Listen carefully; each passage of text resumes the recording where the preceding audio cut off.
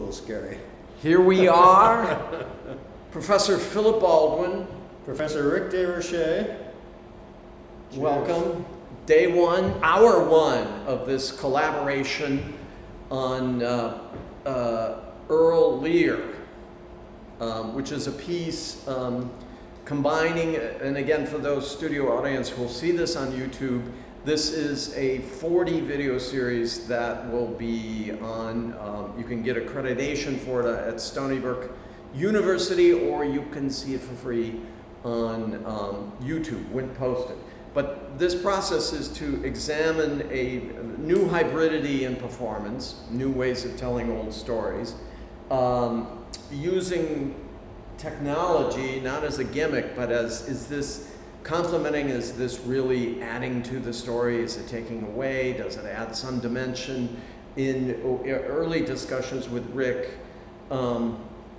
we had talked about the necessity for rabbit holes, going down rabbit holes of inquiry, especially with the story of Lear, the three sisters. We had the two brothers, but we kept with this. I've got three VRs things here. But let's back up. Let's talk. My classes, I'm strong in concept, aesthetics, ethics, all that good stuff. Because no matter how you polish poo-poo, poo-poo don't shine, right? So it's, if you carry with it the content, original content, and I think, Rick, start with your concept of both Lear and this kind of biography of your father. Sure. Yeah, so I wanted to basically emerging the idea of seeing the story of my father and his history and my history with him through the lens of the character of King Lear from Shakespeare's play, and seeing him kind of as a Shakespearean figure and how I could perform that, and as if I was on the sort of Elizabethan Globe stage doing this monologue in the fashion of, and we had talked about several different folks who do this, including Simon McBurney from Complicité Company, and the Wooster Group, and Robert Lepage, and many folks who have gone in this direction before in order to figure out how to sort of go through and into an alternate reality and see it from the point of view of the character directly. And even back to the 20s and Brecht, right? Exactly. Brecht is going up rabbit holes and he'll stop and say, hey, it's just an illusion. It's meant for debates. Right. So it was fun to start this, Rick, but when we started, said, oh, I love Lear as a play. Every educated person has read or seen Lear. I have it on the videography in this class to view maybe a couple different Lears. But what are the debates surrounding Lear? Well, for me, I'm looking at the idea of a father as well as a king who sort of abdicates his kingdom to his children in his old age as a kind of retirement plan, and how that backfires on him, and how essentially they point out to him once he's done that, and this is right from the play, that he slenderly doth know himself. He has never really known who he was, and so his idea is that he's going to bequeath this kingdom to three different daughters, and they're going to break it up, and somehow this is going to be a good idea. And he's basically abdicating his role as both king and as father. So for me, this was kind of had parallels in my own life with my own dad. But we're looking at that idea primarily, and also the idea of how the three different daughters actually respond to his abdication and literally throw him out of his own house and get rid of him in their lives because he's basically given them the keys to the kingdom, and they lock him out. Right. What and we talked at length about, to me, maybe you said, we said Shakespeare is a committee, and out of that committee is the background of the new muscle flexing England, who's suddenly discovering, because of sea power, that it's actually potent, Elizabethan England. And they respond culturally to this, and they respond imperialistically to this. They just defeated the Spanish Armada. They're about to kick butt in Virginia colony was a travesty, but they're going to try again in their imperial possessions. So during Shakespeare's time, Elizabethan England, a whole lot of uncertainty, a whole lot of spies, as we said.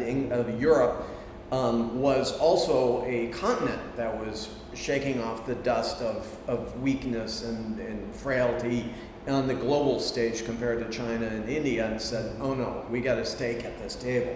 So that's the context there. We had this delightful, very juicy context with America, and your dad is like one of the players in this.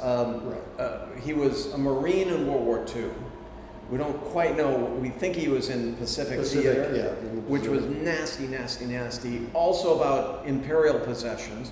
We know who actually won in World War II. It was America through taking over the imperial gains of England, through Coca-Cola at least.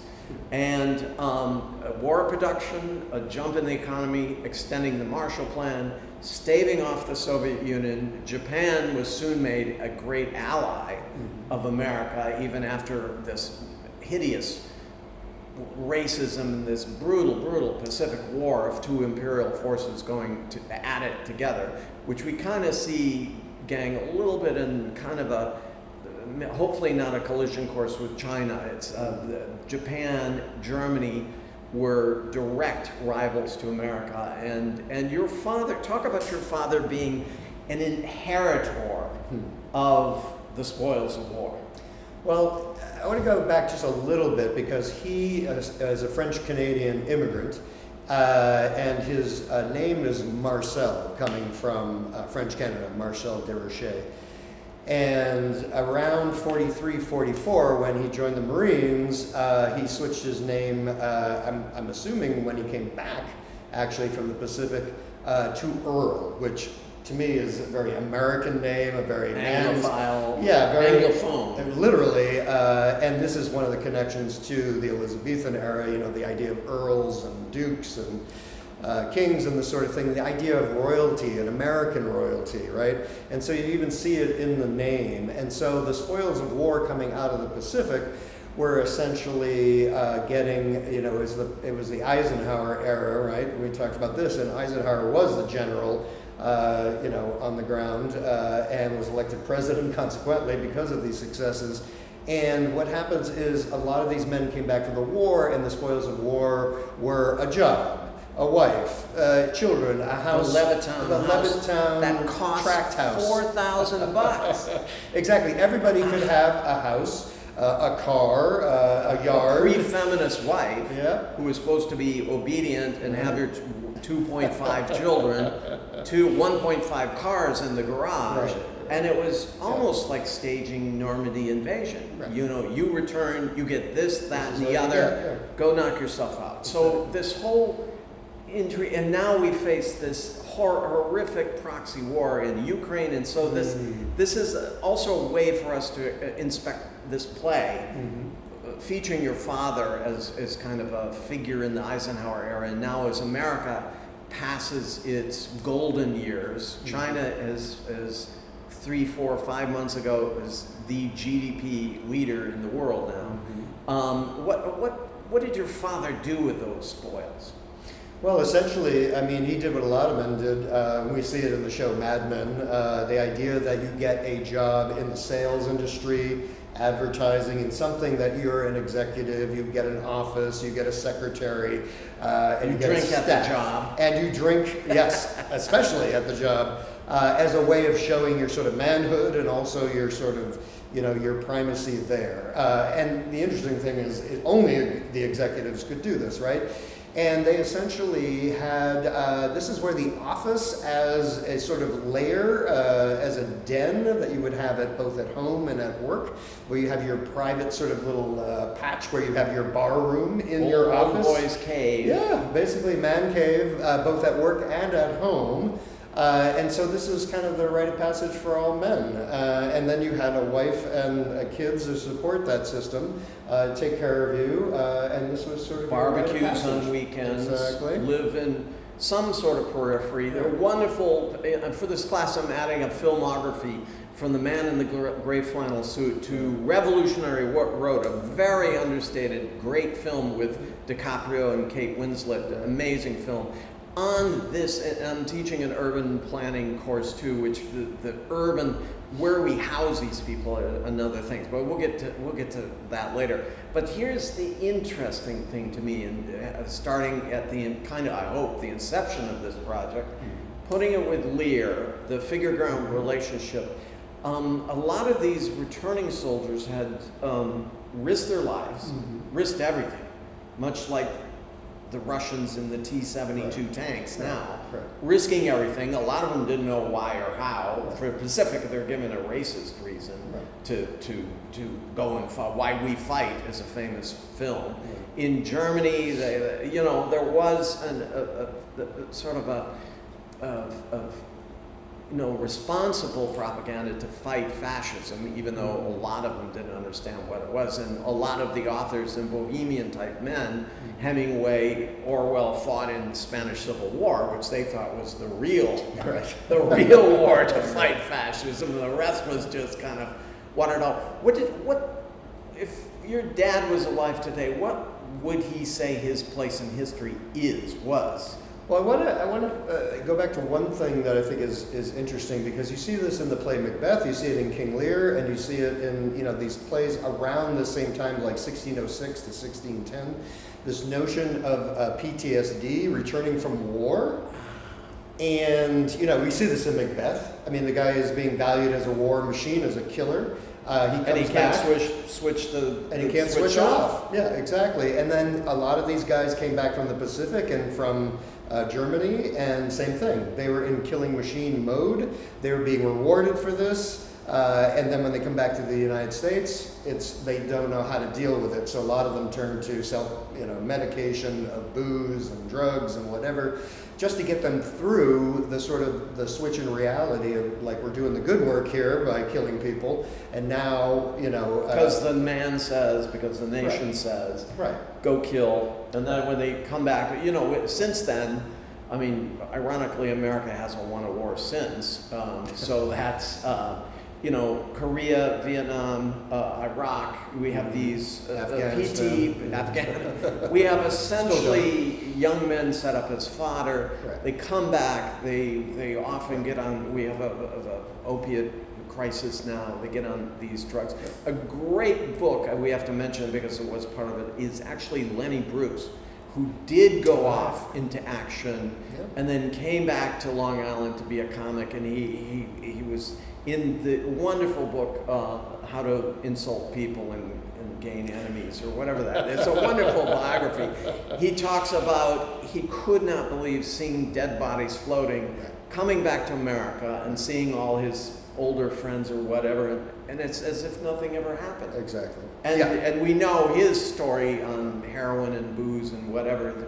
Immensely talented, immensely comic, and Rick has a specialty in comics. We see it with comics now who are shaman types, and now people are running up and attacking them and clubbing them and shooting them, and I don't get it. Well, yeah, and also the comic as, you know, again, coming back, having a career, but then speaking about these sort of things, about the insanity of killing people, that they're on the other side basically doing the same thing, right? And yes, of course, fascism bad, and all this sort of thing. Concentration camps. But that's not what we're really fighting. Essentially, we're killing their version. We said this in Vietnam, you know, with the Viet Cong. We're killing their people, they're killing ours, and both sides are like, what the hell's going on here? And we're both in service of some greater government that's just trying to get some land, trying to, and in the United States case, spend money making war toys. Yeah, exactly. And then that goes back to the point of the spoils of war. You know, people got rich, literally, from Boeing and Lockheed making war machines. That's happening right now with the Ukraine. We're literally watching that happen again, and with some of the same companies. And this idea that is prosperity. Making war machines is prosperity, but the problem with that is that they don't, beyond making a war machine, you haven't made anything to advance society. You're not creating things that are pushing society forward. You're just creating things that are destructive. And so you're creating a whole generation of men of a certain age who are just there to destroy, essentially. And we still see it in all the gun violence that's going on, this obsession with protecting your territory, with fighting the perceived enemy, and usually it's, again, racist and homophobic and sexist in nature. But it is primal, and Lear has this primal thing. I'm done here, people. I had 3 daughters. Right. I'm done. Hey, don't you like me? I'm going to give it away. And this is counter to all of this evolutionary psychology about the chimps doing border patrols and protect your gains at all costs. Right. So what's your metaphysical take on why he hands it over to at least 2 disgruntled daughters, and one, we played with this idea, who's actually a bullshit artist, who's pretending to kiss up to Lear, and then she switches in Cordelia. Right. Often she's played as the good daughter, but Shakespeare and company were much more subtle in this. What's your response on just the primal aspects of Lear saying, okay, I'm done. Here it is. Well, I think there's a lot going on there because, Elizabethan era, Queen Elizabeth herself is the sort of head of, she's the joint chief of staff head, right? She runs the military, both as you mentioned before, the naval battle, as well as the ground forces and that sort of thing. And that's how they establish themselves as an imperial force, as England, right? But she also, while the Armada was tanking up for 10 years building, she was holding plays, holding court mass. Well, this she is was what I was also about to say. A cultural leader. Yeah, and so this is the weird connection that I thought was really interesting, is that Elizabeth used Shakespeare and company and all of the Elizabethan writers in order to show her, dominance both in fine arts as well as military, as well as art and culture. And this is actually what we remember to this day, is not her military work, but her advocacy for performance. Which was actually incredible woman. We don't know. Yeah, she was Queen of England for 40 years by herself, never married, never had children intentionally. And here's my thing about King Lear, is you have Lear, this guy, and we're talking about a play that's basically supposed to be set in the 13th century in a medieval kind of context too.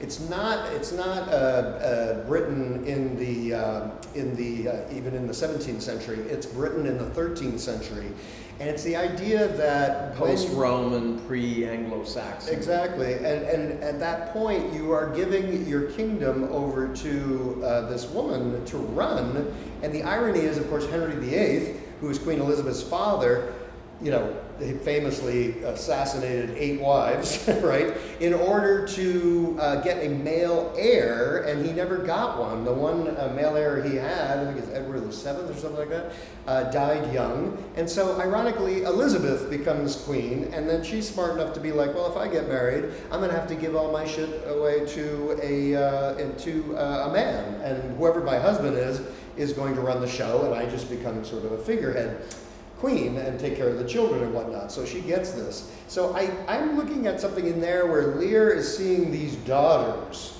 right, in the same position. 2 of whom maybe are like Henry VIII, or well, 2 of whom are married, but they have no children, and the third, who's about to be married to the King of France, weirdly enough, and who's the arch rival of England, by the way, France. And so no children there either. So you're talking about 3 women he's giving a kingdom away to, essentially like Henry VIII did to Elizabeth. And they are in charge. Even though the 2 older sisters have husbands, they're kind of not functionary. They're not the ones who are running the show. It's these women that are running the show. And the fact that there's 3 of them, not one of them is going to do it, but 3. So the sharing of power, which never works, is never going to happen. This is a guy who's been running a country fairly successfully, and suddenly thinking that he's going to have a triumvirate of people, and we see this in Julius Caesar too. 3 people can't run a country. Right. One person is going to dominate. Julius Caesar, Lear. Well, who's going to dominate in this triumvirate of women? Cordelia. She ends up, presumably she could, but then she gets assassinated by the other 2 sisters. So you know, you've set up this group of people who cannot win. They cannot, the whole idea will not work. And this is where the notion of slenderly knowing yourself after all that time and leading all that time goes nowhere. And if we look at Elizabeth herself, she never ever had an heir, so she's in the same position. And here's the weird thing. Church of England was created by Henry VIII so he could get all these different wives, because he wouldn't have to go through divorce court and get annulments and all this from Catholic Church. And then the new king, King James, is from Scotland, and he's a Catholic. So the whole thing is for no, it adds up to nothing. The only good thing to come out of it is the Elizabethan theater. The arts, not the military. Not the military. Not the spy network that made almost every intellectual's life in England at the time edgy, dangerous. Least we forget these were the beginning and in the middle of these big wars, not really of religion, but of power blocks between the Catholics and the Protestants. Right. Spain, being a Catholic power, was challenging the newly formed Protestant and power. France being a Catholic power as well. They're surrounded, and Ireland, by the way, too. Exactly. So, and we see where that went. So this notion that they're literally surrounded by Catholics, ready to take over and invade and holding them off. You know, this is, to me, this is really interesting stuff, and also goes back to, my father, by the way, was Catholic, and the French Canadians were Catholic. That I grew up around. And so there's this notion that, and we still have, I think Biden is, after JFK, the first Catholic president. Wow. Yeah, JFK was the first, and they've all been Protestant, other than these two guys. Right. And we see the reaction to, first of all, JFK was assassinated. Does that have anything to do with his Catholicism, his Irish Catholic background? Well, there's, you know, he came from an Irish gangster background. Exactly. So it could be held to pay from, you know, the Italian Catholics or whatever. Whatever. I mean, that's the endless speculation on that.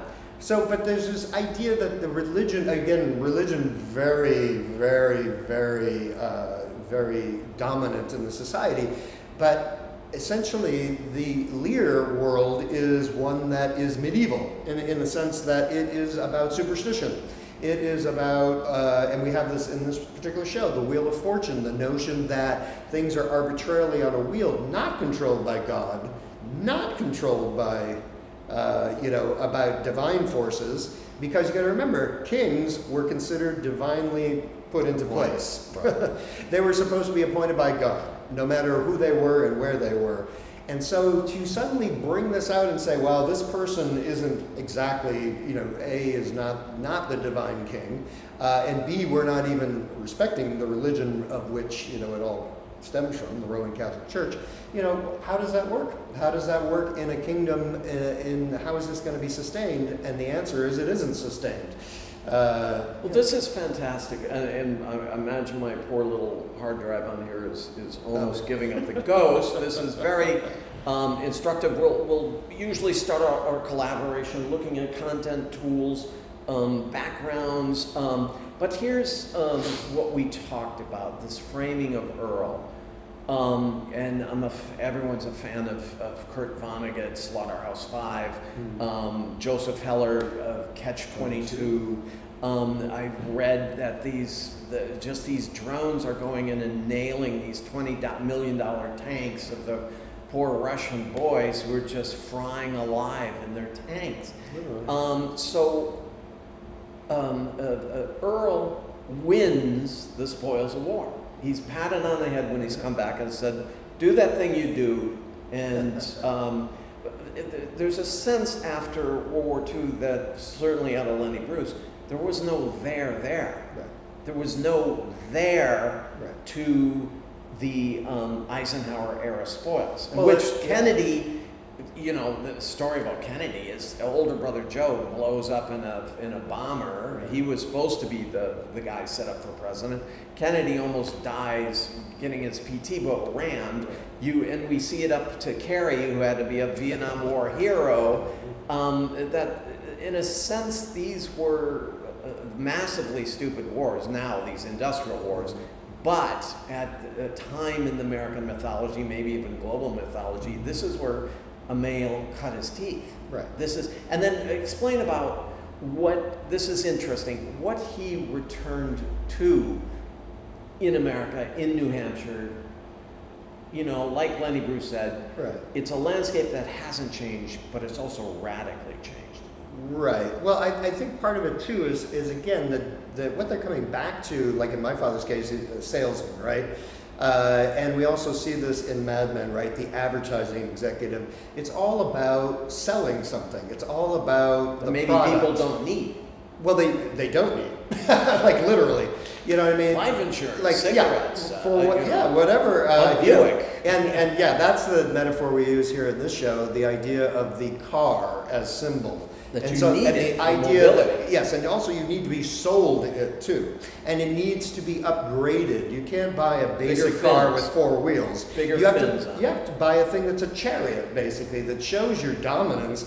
And Earl's car was called the Buick Regal, of all things. Like it's meant to be this kind of like this chariot for royalty, right? It's meant to be the what's the word? What am I trying to say? You know, the, not chariot, but the, like the throne room almost, on wheels. The boat. Which is, by the way, which is a microcosm in my mind of the den and of the Oh yeah, it was layer. Urban planning is referred to as the detachable room. Exactly. You and for detach a salesmen, room from... And for salesmen, this was their office, their car. I mean, these guys would drink and set up their little office in a car as well. So it wasn't just offices.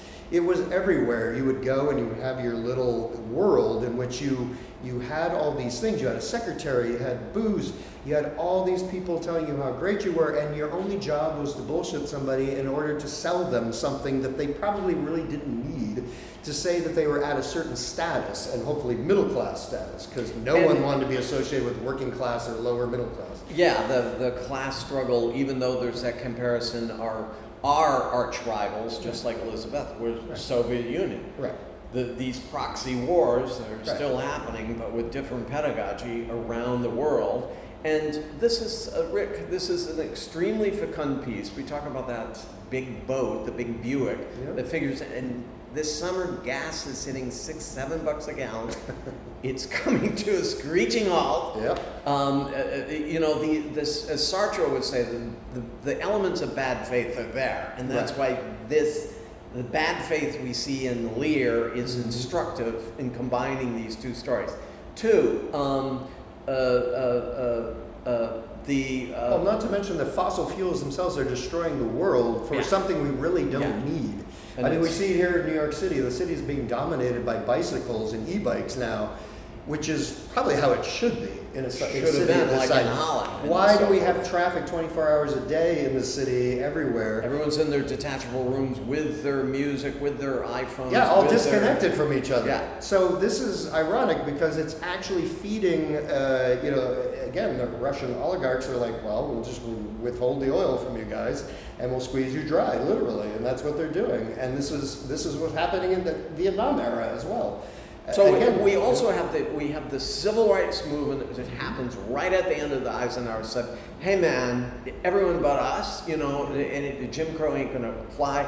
The first wave feminism to second wave feminism, happened right after the Eisenhower era. Sure. Even this notion of proxy wars, we dig a hole in the jungle in Vietnam and throw our war toys and our money into it.